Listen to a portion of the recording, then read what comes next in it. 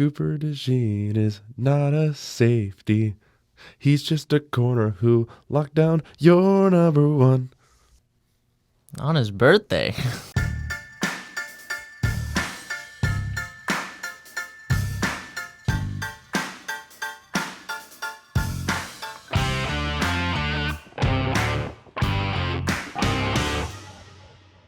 Welcome back to the James and Dame Show. I'm Josiah. And I'm Will. And today we're kind of going over the Super Bowl. I'm sorry, I'm smiling from ear to ear because good things happened. And Depending on who you are. depending on who you are, yes. But it was a great day for about 90% of America. So I don't know about y'all, but I had a good time. I was kind of definitely unexpected, but like also not, because I mean, I know me during like leading up to the Super Bowl the whole time was the Eagles have every reason to win this game, but it's the Chiefs, which is I'm glad I went. Hey, listen, I went against the Chiefs the one time and got it right. The one time it mattered. But yeah. All season, I don't think I got it. I don't think I was right going against them any other time this year. I had them right going against the Bills, and that was it. Yeah, it was. Dang it, Chiefs. Listen, it's fine. But fine. Yeah, I guess we can just literally talk about anything because there was so much that happened during the game and then afterwards. Yeah, it was. I mean, well, for starters, Saquon Barkley and Cooper DeJean's birthday. The Chiefs decided that their one goal was to stop Saquon, and they did that. But then forgot everything else. About everything else. Yep. Yeah, it seemed weird because it seemed like the one time the Chiefs came in with the wrong game plan. Mm-hmm. And the Eagles also just looked like probably, out of the super teams we've seen over the past few years, the best super team we've seen. In a while, yeah. Which is funny because I don't feel like that's how it felt all year. No, it definitely didn't. What was it? I did see somebody going over statistics and stuff like that. People will remember the Super Bowl for the wrong reason, and the wrong reason being the Chiefs should have three-peated. However, this Eagles team, I wouldn't say be forgotten, but will be underappreciated because of how good this team was. You don't find two rookie corners in a draft class like that. You don't build up a defensive line that literally wrecks O-lines that easily. Saquon Barkley is a generational running back as itself. Yeah, the GM work over there has been phenomenal. I mean, again, two outstanding rookie corners. You find Zach Bond, who was like not a big signing last season. I mean, nobody really batted an eye. I mean, he wasn't a big commodity coming out of New Orleans, and comes in and he's a top 3 in defensive player of the year. Yep. Again, they've always had a good D-line, but Jalen Carter has stepped up huge this year.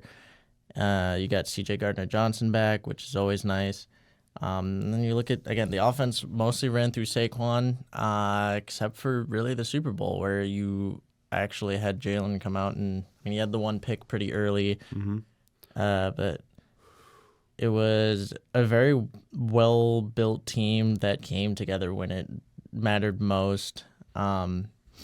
But speaking of like Jalen Hurts early in that game, it's actually not particularly anything with Jalen, but more that first drive with the bad, in my opinion, bad offensive pass interference, where I feel like a lot of people saw that and went, here we go again. Yeah. The Chiefs getting all the calls. And yeah, it only happened a couple times, though. Everything else was pretty... I'd say that game was called pretty fairly, and not just because it was, oh, I hate the Chiefs, so everything needs to go against them. It was more of they were actually making right decisions, and they were calling most of the time correctly. There were a couple of times where I'm like, I guess we'll let that go, or that should have been called, but whatever. I've seen a lot of people say it was not great ref officiating. It didn't go in favor of the Chiefs because I know later there was a lot of calls against the Chiefs, but also, I mean, there's a lot of stuff again that they get away with that they just didn't get away with as much. Obviously, again, that offensive pass interference. The next drive, they basically had a makeup call with the unnecessary roughness on was it McDuffie, Yes, I McDuffie. believe, was the next drive, which was also a bad call, but it was a makeup call, so Yeah. that kind of even out, and then the rest of the way it kind of went in the Eagles' favor, which I don't think a lot of people were expecting. But No. obviously, penalties did not save the Eagles. That's not how they won that game. They just won that game from being better, and I just And the Chiefs didn't lose because of the refs either. I don't want people to get that confused either, because the Chiefs just shot themselves in the foot yeah, repeatedly. their O line was not up to par whatsoever. It looked like a little bit like the Chiefs Buccaneers game Yep. a few years ago, and I still think this is not on record anywhere, but I do think it's very funny that as I was sitting down to watch the Super Bowl with my friends, I went, you know what we need?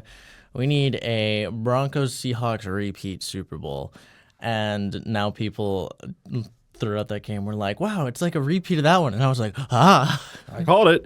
But no, that's not on record, which I wish it was. That'd be really funny, but it's not. But I'm not upset, and obviously, again, part of it is some coming from someone who is just sick of seeing the Chiefs win constantly. Um, Meanwhile, I mean, there are Chiefs fans who, their experience went a little bit like this.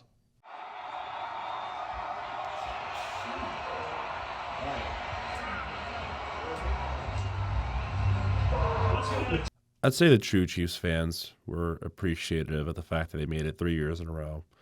Well, obviously won two of them, but lost the other. And that it just happens. Like you can't control a lot of things, and if you're going up against a really good defense, you had to prepare for that. And they didn't really scheme correctly, because they tore through that line like it was paper. And there were a few people on the internet who were, oh, what was it?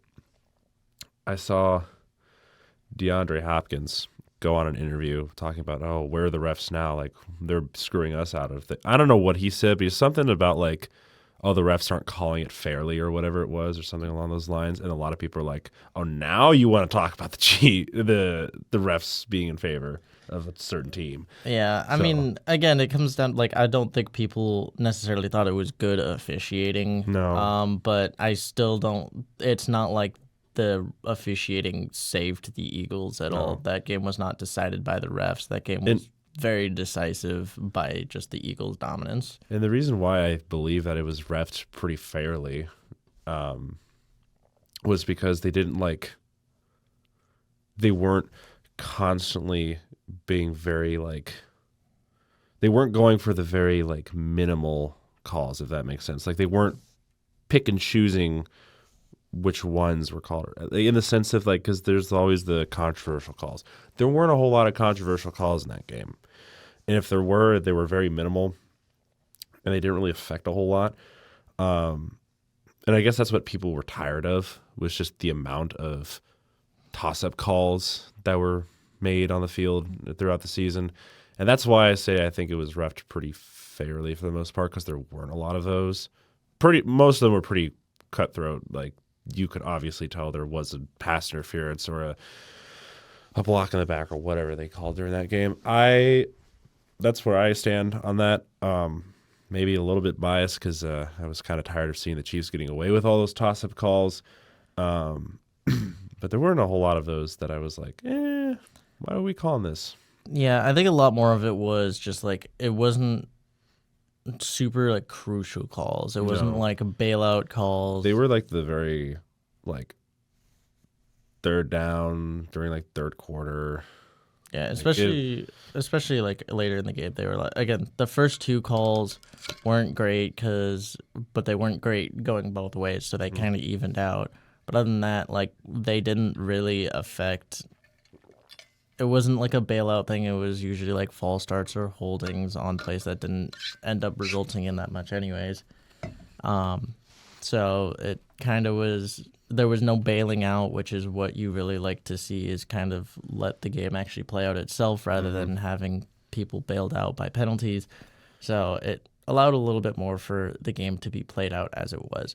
yes. Now, another interesting thing that happened in this game, or I guess something that didn't really happen, was anything with Travis Kelce. Depending on what you watched, you noticed a lack of Taylor Swift. I know ESPN showed it a little bit more, but Fox Yeah. was a little Fox bit. didn't show anything. Well, I mean, I imagine if Travis did more, there would be more Taylor, but he didn't really do much at all. So What was it? She was shown, I think, about 2 or 3 times during the whole, like, pre-game, during the game, and post-game, throughout Fox, I think.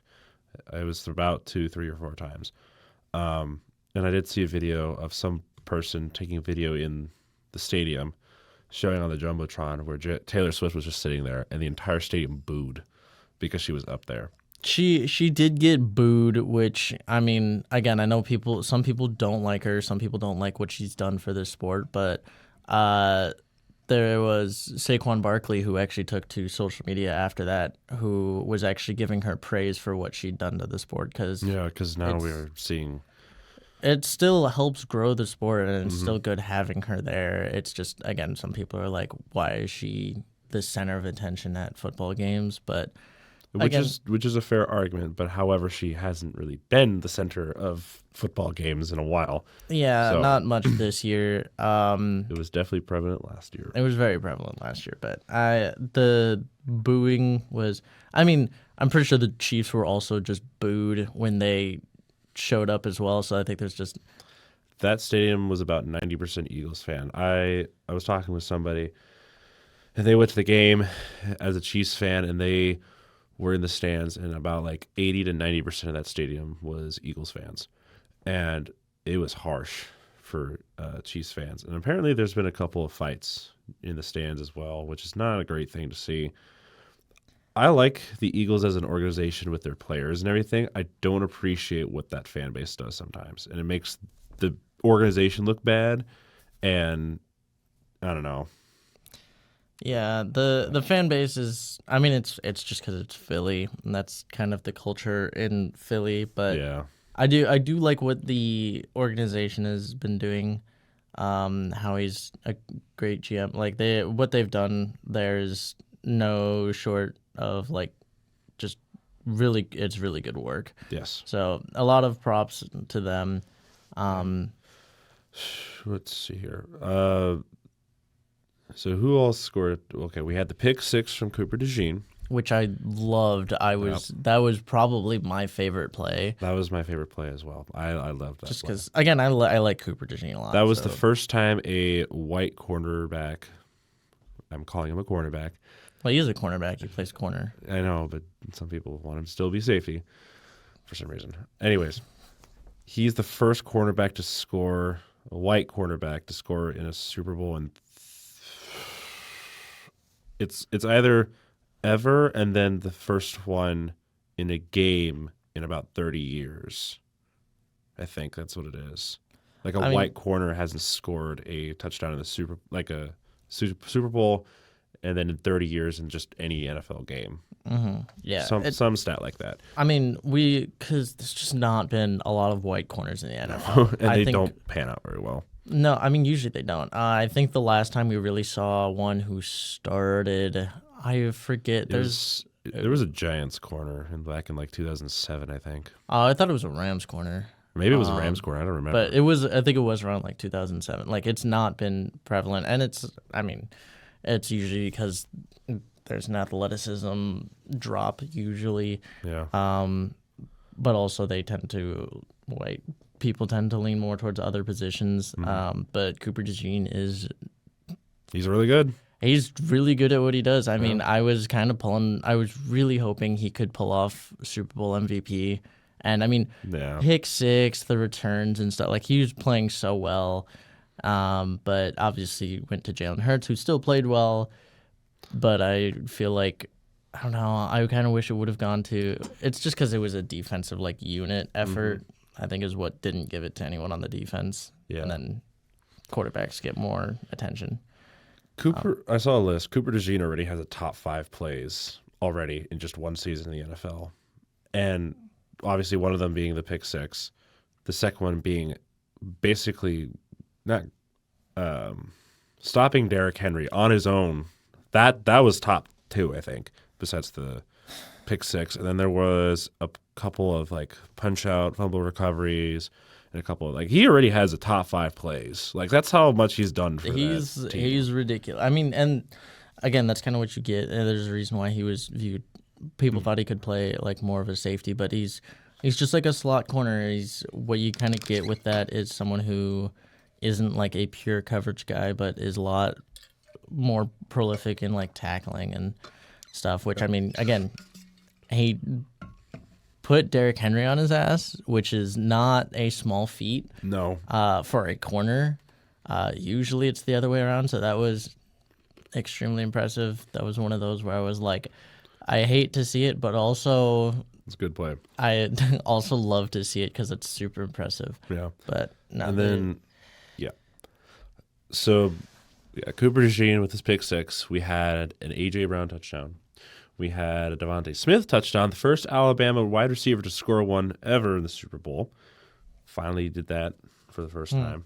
Yeah, there was a stat saying something about, like, there's not been an Alabama wide receiver to score a touchdown in the Super Bowl or something like that.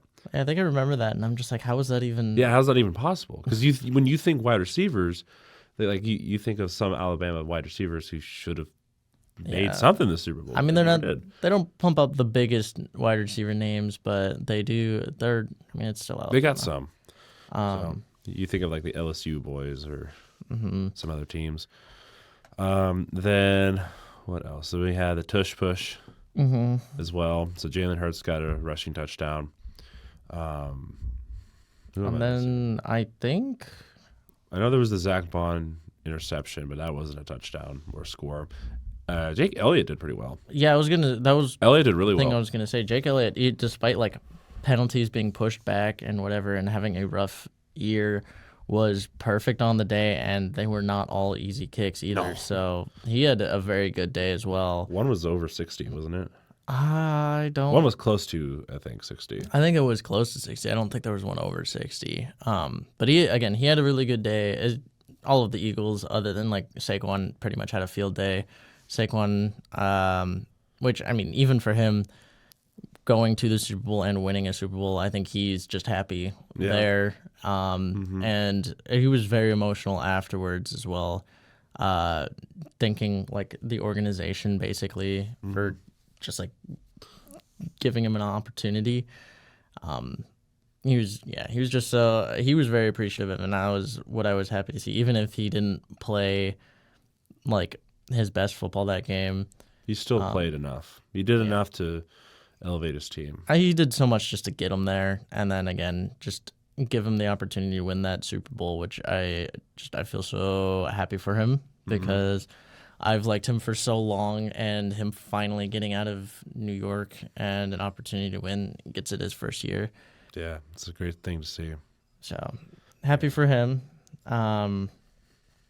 Obviously doing a lot of talking about the Eagles side just because, again, the Chiefs didn't really do much. Yeah, Kelsey, again, didn't play well. They didn't run the ball very well at all. I saw... They had answers for that run game. Something that said, I think it was Kendrick Lamar in his halftime performance traveled more yards than the Chiefs did in the first half. Oh, by far in the first half. I think it might have been the whole thing because he had like 120 some. I'd have to look back at the numbers, but Chiefs did not do much. I think they had like 3 rushing yards in the first half or something. Like they He lost a lot of yards. They weren't moving the ball well on the ground. O-line was not helping Patrick Mahomes at all. He was trying to play a lot of hero ball, and that resulted in 2 picks. Eventually fumbled it twice, losing one of them. He was not getting any help. Defense, the defense played pretty well. It was not as elite as the Eagles' defense, but they held up pretty well. It's just, what are you gonna do when They got tired. they got tired real fast. There's only so much they could do, because what you take out, like that Devonta Smith touchdown, which was like a 1-play touchdown later in the game. You take out the Cooper DeJean touchdown, because obviously that doesn't go against the defense at all, and then it suddenly brings them down to 26, and then you held them to a few field goals. Like, they played pretty well, and if the offense had put them in better positions, that could have been a much closer game. Yes. So props to the Chiefs defense. Again, you didn't really let Saquon do anything, which is I think the only team to really do that all year. Yes. So their defense was still impressive. They should still get a lot of credit. And again, the Super Bowl should not count against what the Chiefs have done this year, No. because they were still one of the most impressive teams this year. Well, I don't know if you can count it impressive if it's expected, though. Yeah, that's fair. But what was it? Kind of going back onto Travis Kelce a little bit. It was that rush that Mahomes had, I think, that turned into a fumble, I think it was.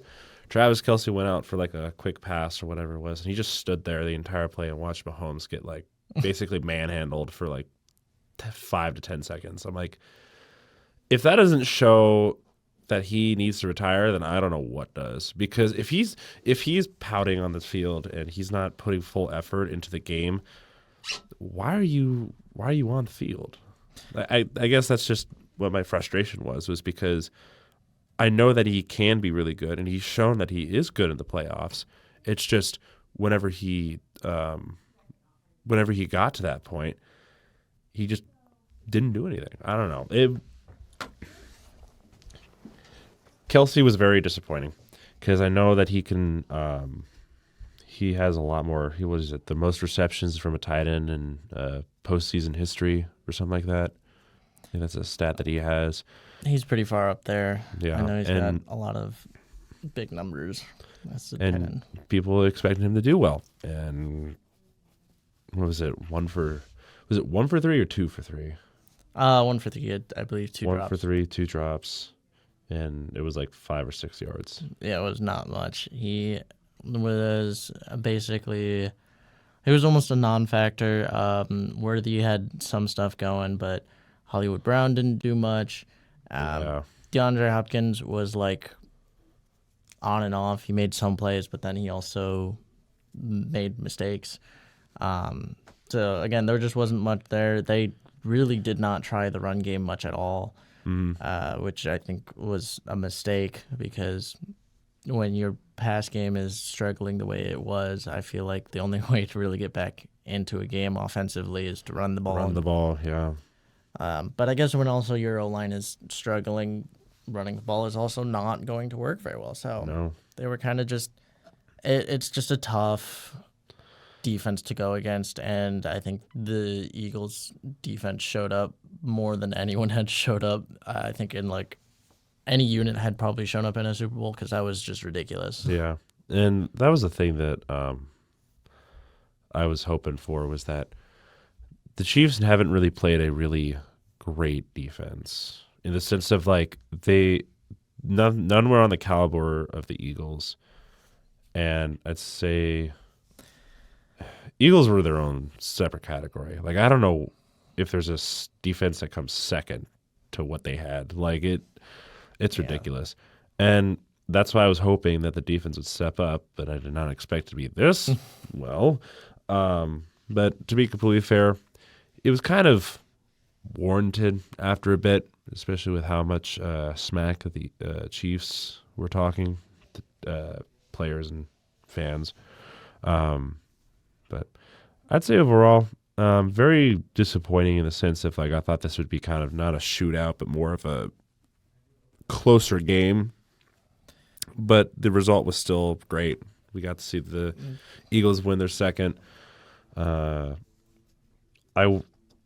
I know I said this before. I didn't mind if the Chiefs did three-peat because it would have made history, but also I didn't like the idea that it was the Chiefs who were going to do it. It's also really hard to three-peat in the NFL. Like you don't the last time that somebody tried to do that, I think it was the Cowboys in the 90s, and then I think there was the Niners a decade before, I think that's what it was. But Yeah, it's hard. It is a very tough thing to do. There's a reason why it hasn't happened before, and it continues to have not happened. So, I do find it funny that everyone was like, and for like good reason, but everyone was like, the Chiefs are gonna three-peat. It's gonna happen. It's gonna happen. Something stupid. They got the okay to use the term three-peat and everything after the rights and everything. Yeah. I thought it was like, well, if they're gonna get the rights, it's kind of hinting towards it, I guess. So yeah, and I'm like, I mean, it makes me feel better about some of the takes that I had, which was like, no one's done it before, so I don't think the Chiefs will, which, luckily they didn't. I mean, and again, I say luckily is just like someone who, I wasn't hoping the Chiefs would win, so obviously Chiefs fans were hoping for it to be one of the few, and there's a lot of people who. Especially like around the NFL, who were kind of hoping for it because it would be history and people want to experience history. So, which is fair. There's different views. Obviously, ours are our own, and they don't represent like how everybody feels. But I had a good time watching it, and yes, it was partially like out of spite of just watching the Chiefs win all year, and the last few years, yeah. But I don't know, it was fun to watch. Not in the sense of like it was a good close game, but in the sense of, more in the sense of like, oh. Look, the Chiefs are not doing well, and the Eagles are like romping them, and I'm like, this is nice. This is amazing. So yeah, partially out of spite, yes, and it's as someone who is again just sick of watching the Chiefs win. But again, to Chiefs fans, you had a hell of a year. It's not to say like again that you're a bad team or anything. You didn't deserve to be there. It's just the Eagles showed up on a much bigger level than what anyone really expected. Yeah. And so it's just a lot of props to the Eagles. This is not to discount what the Chiefs have done. Still props to them. There's still, respect and sportsmanship to show. So don't be an ass on social media towards Chiefs people just because they lost. I do think there's apparently something going around that now the Chiefs fans are like taking back like everything they said, like leading up to the Super Bowl. They were all like, look how great and mighty we are. Look at all this great stuff we have and everything. And then the moment they lost, they're like, are you surprised? And it's like, don't do that. You can't do that. You were talking so much trash. Don't do that. Yeah. Like the Eagles deserve so much credit. Yeah. So is I guess the point being made there. So I don't know if you have any other comments on the Super Bowl itself, but not all that much. I mean, besides the disappointing performances from the Chiefs and the more than expected performances from the Eagles, I don't know if there's anything else really to talk about, specifically in the Super Bowl. I don't know. It was a good game to watch if you were not a Chiefs fan, I guess. Just kind of deserved really for the Chiefs because they've been getting away with close games all year, and they finally got a game where they couldn't win by a second or whatever it was. Now it was you lost. It was a you lost situation. So yeah, I mean they still hold that single score winning streak, which is kind of annoying, but again, so much prop to the Eagles. Good job. winning the Super Bowl. Don't completely burn down your city. They already have. It's already happening, but Chiefs. They got some stuff to work on. A lot of media people very pessimistic as far as like the future of the Chiefs. A lot of people saying like it's the end of the dynasty. I'm like, I'd give it at least another year or two because I'm curious to see what they do with Travis Kelce because he has it was announced that he has a deadline to figure out if he's still playing for his last year of his contract or if he's retiring. There's something like that got pushed out to the media. There was uncertainty about Andy Reid and his future as a head coach. A bunch of the old core for the Chiefs because I was talking with one of my friends, Nolan, who's been on one of our live streams, who got to watch one of our Chiefs games. He said something about how like we have good coaches, but we have a tendency to not let go of the old core, and we can't build from younger players, which is fair because they've kept Chris Jones out. They kept Chris Jones, paid him a lot of money. Same thing with Mahomes and Kelce, and then it was about like how are we going to manage everything else, kind of thing. So, which was a fair statement, and I kind of did a little research. I was like, oh, Chiefs are a little old. I'm not gonna lie. Yeah, I think, because from what I've seen, I don't think Travis is looking to retire. I think he still wants to play. As far as I've seen, Andy Reid is sticking around, and you're going to have Patrick Mahomes. So I think as far as it goes, they're still going to be a threat going into next year. I don't think they're, depending on what you consider a dynasty, I don't think their dynasty's done. I still think they're going to be dangerous next year, but I'm curious to see how they'll look because they have O-line stuff they need to work on. It doesn't seem like Mahomes can do just like whatever with those receivers, but he'll get Rashee Rice back. Him with Worthy might be a good duo. Could be really concerning if Rice comes back, and doesn't face like a major suspension because I know that's still like pending.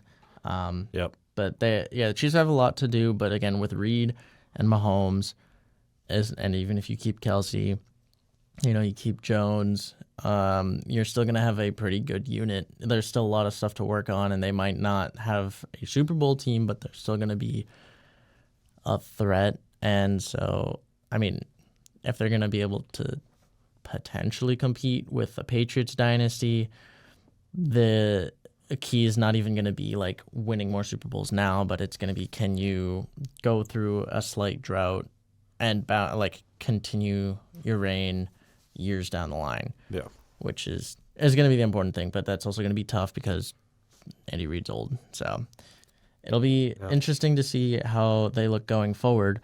But I don't really have anything else on the Super Bowl, but I do have something pertaining to someone who was in the Super Bowl. I know we kind of joked about it, and it seems to have come to fruition, which is Kellen Moore did not leave New Orleans without a job offer from he didn't. New Orleans, and didn't take long. I mean, it's about as we expected, which was why are the Saints waiting this long? It was to offer Kellen Moore a job. I'm interested to see because someone pointed out the numbers, and he was like out of his last 5 years, I think it was, top 10, maybe even top 5 offense. The 2 years that it wasn't great, but every other year he's had a really good offense, and the question there is going to be, is he head coach material? Because obviously he's a very good offensive coordinator. Mm-hmm. I mean, he's had some situations again where it didn't work, but one of those was working with Brandon Staley, so we can't really blame him there. Yeah, Brandon Staley. Oof. So yeah, I'm curious what you think about the New Orleans Saints hiring the Philadelphia Eagles offensive coordinator Kellen Moore. I think it's a good move. I mean, it's kind of expected at some point too. I mean, the Saints have been really needing to get something going on offense, of having an offensive-minded coordinator. kind of helps a little bit. Now I just need to really focus on like what kind of culture and what kind of roster they want to materialize out of that.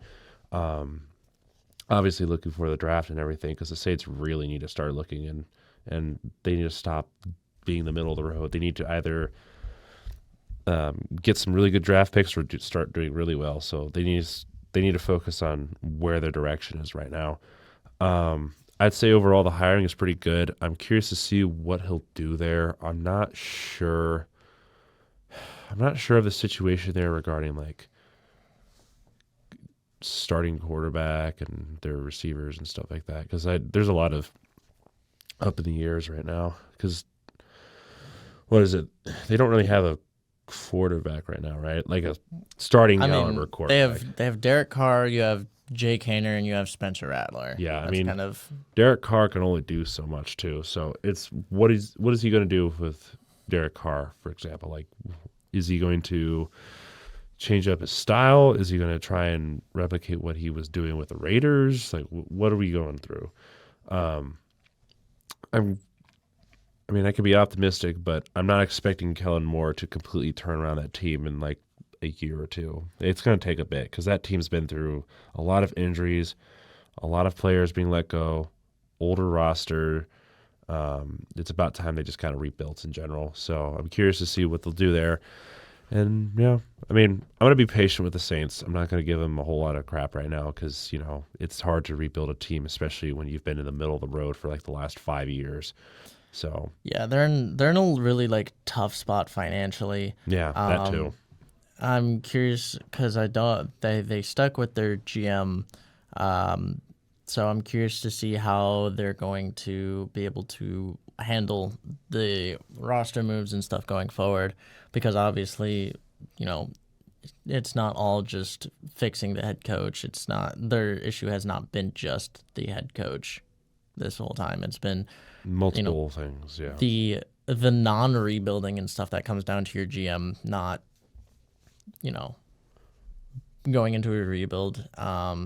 So a lot of what has been on their shoulders. Again, you haven't had great head coaches since. Well, I guess one head coach, Dennis Allen, didn't do well since Sean Payton. But again, it hasn't gone well. But that doesn't completely fall on him because again, you don't have the roster really to do that. So it's going to be, can your GM actually make the shift to build like start over and start fresh, because there's a lot of things that need to change.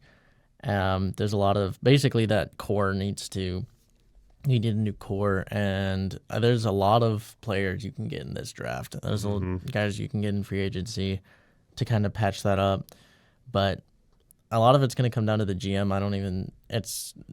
I think Kellen Moore has the opportunity to be good, but I don't.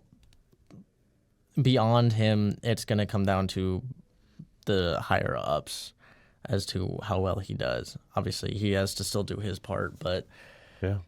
unless they make the necessary moves to properly like rebuild that team, or even if they go for a reload, which I don't know how you could argue a reload, but if they finally rebuild, give him a team, because I think Kellen Moore is the kind of guy you can build a team around.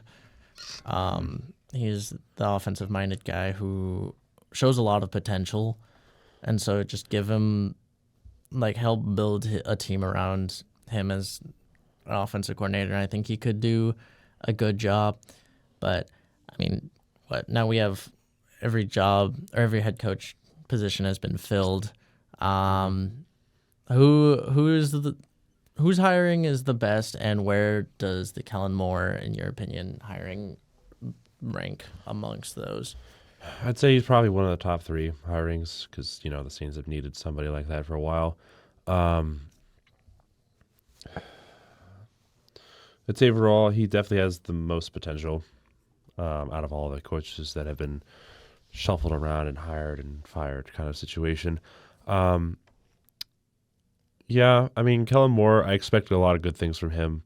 Like I said earlier, not expecting it right away because results like that do not usually happen.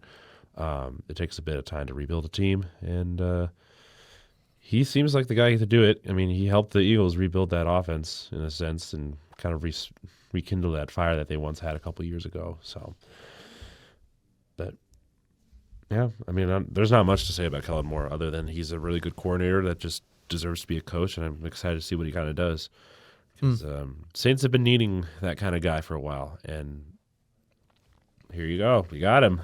Now you have to actually, not only use him correctly, but you also have to make sure that you're getting the right players, whether it's free agency or draft, or you also have to, keep an eye on that that salary cap and everything too, because that money is pretty bad right now. They're gonna have a lot of work to do there, but yeah, I'm very interested to see how these coaches do, but obviously, again, the Saints situation goes beyond your head coaching job. I mean, I think that's the one position that was the most concerning to go into just because of the fact that, I mean, you have that, you had the whole Trent Baalke situation, you also had the Jets situation. I guess none of them have been great, but I think, like, there are a few where it lies more on just, like, poor coaching rather than poor management. And the Saints, I think, is one of those that was a little more concerning. But other than that, I know there's, like, one other piece of information that is worth diving into, as he's been center of attention for a few years.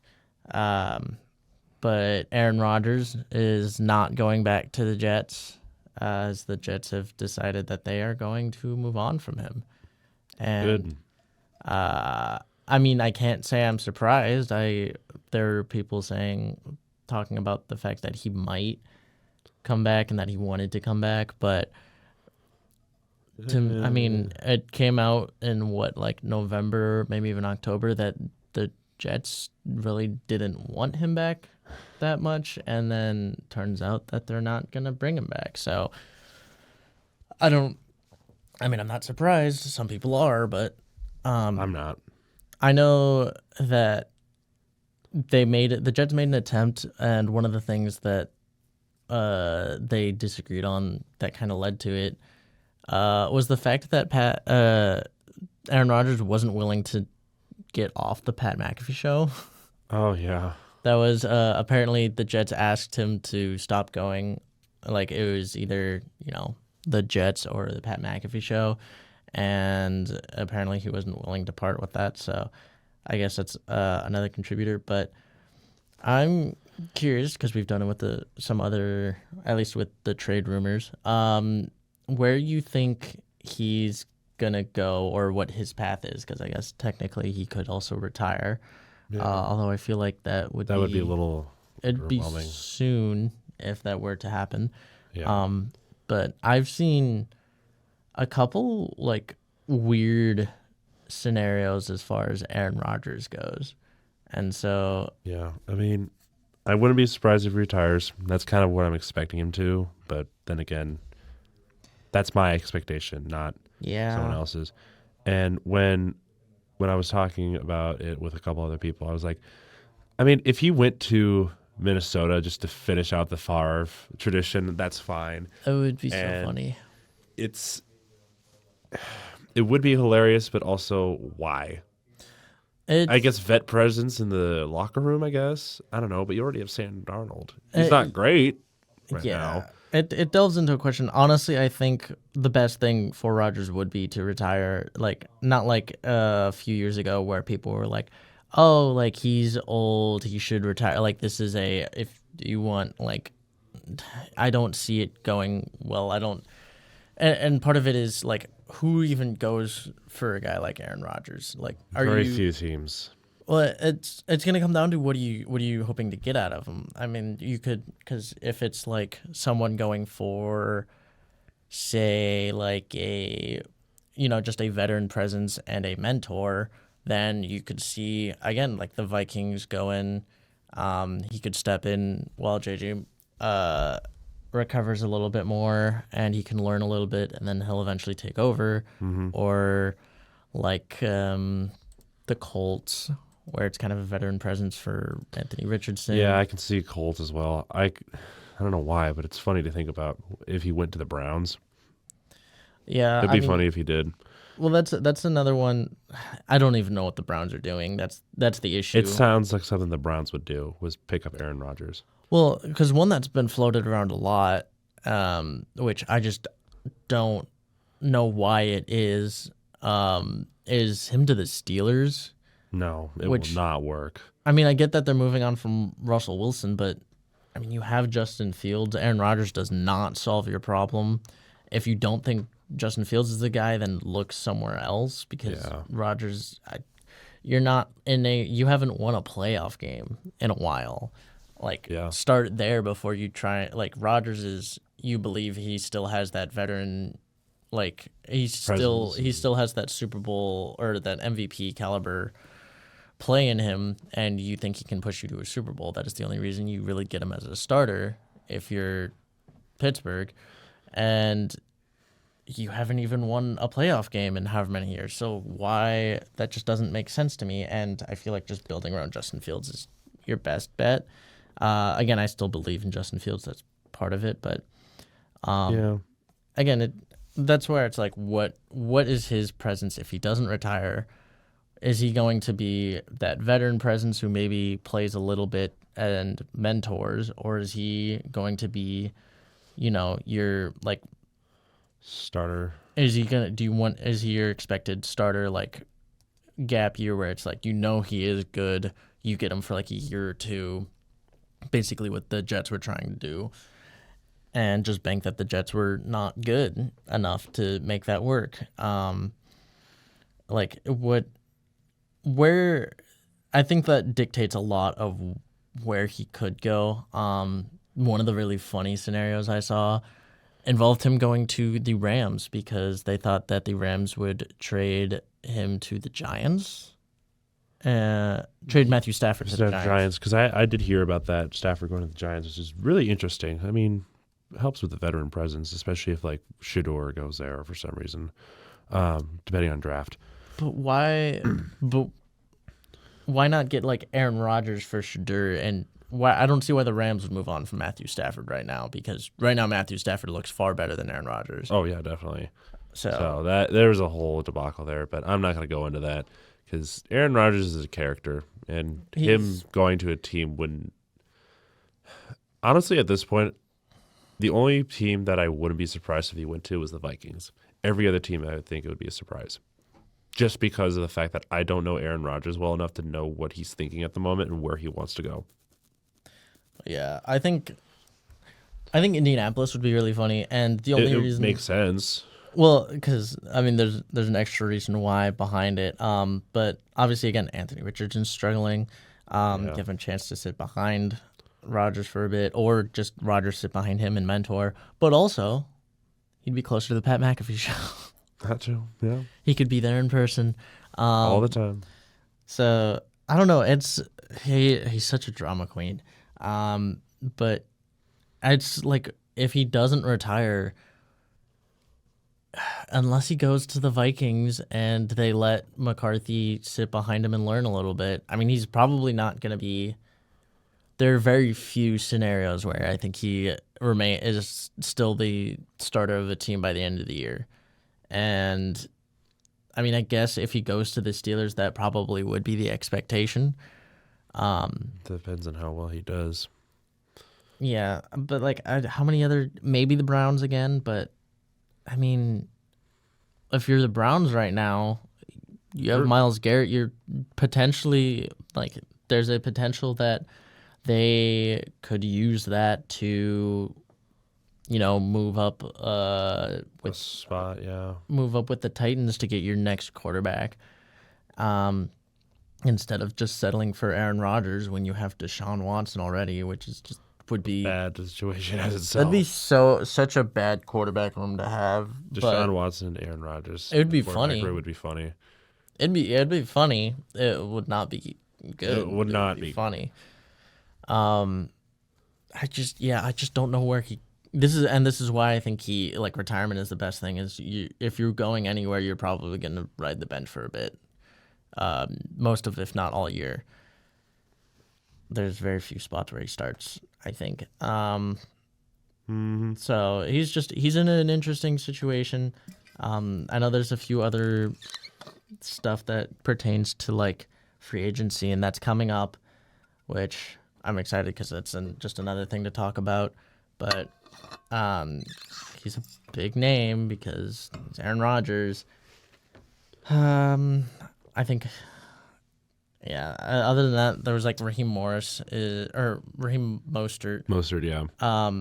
Was told he would be let go by the Dolphins, so he's not as big of a name, but like it's Aaron Rodgers. That's why it's We care about Aaron Rodgers in his future, kind of. Maybe no. I just want to see how bad of a move it is if he stays in the NFL. Whoever Yeah, I want to see whoever picks him up. should go to the Giants. That'd be funny. Doesn't have to move very far. Wouldn't If have at to all. move at all. I was about to say if at all. He stays in the same building. Yeah, that'll be interesting. Free agency will be interesting. A lot of things will be interesting coming up. But obviously, we're not going to overshadow what this video really is, which is Super Bowl. the Super Bowl happened, the season ended, and as anticlimactic of an end of the season as you can get, probably, it was still a fun year. I think it was a pretty good year. Yeah, I'd say that. Definitely some ups and downs, but we'll take it, I guess. So Yeah, we're at the end though. yeah.